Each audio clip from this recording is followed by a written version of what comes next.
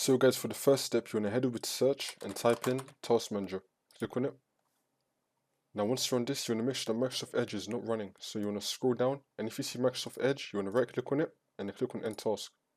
Then you want to head over to the Details tab and then do the same thing. If you see Microsoft Edge running, you want to right click on it and then click on End Process Tree. Now for the second step, you want to head over to search and type in File Explorer. Click on it. Now once you're on this, you want to click on this PC and then you want to click on your C drive where you have Windows installed on. And now you want to click on Users, and now you want to click on your username. And you want to find the App Data folder.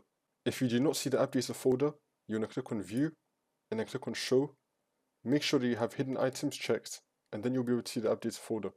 Now once you see the App Data folder, you want to double click on it, and then you want to click on Local, and you want to scroll down, and then click on Packages. Now once you're on this, you want to look for anything that says Microsoft Edge.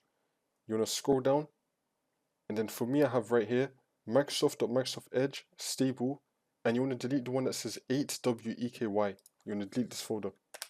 Once you've done that, now you want to restart your computer. Just restart your computer. Now once you've restarted it, you want to head over to search and then type in Windows PowerShell. You want to right click on it and then click Run as Administrator. And then click on Yes. Now once you're on this, you want to copy and paste the command, which I'll leave down below in the description. You just want to copy the command, and then you want to click on Control V on your keyboard, which will then paste it here, and then click on Enter.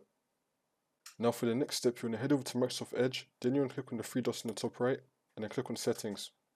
Now you want to expand this, and you want to scroll down, and then click on Reset Settings. Now you want to click on Restore Settings to their default values, and then click on Reset. If the problem is still not fixed, for the next method, you want to head over to Search and type in Add or Remove Programs. Click on it. Now once you're on this, we're going to scroll down until we find Microsoft Edge. You want to click on the three dots and then click on Modify and then click on Yes. Now you want to click on Repair, and then this should fix your problem. Now once you repair Microsoft Edge from this way, you want to restart your computer again, and then that should fix the problem.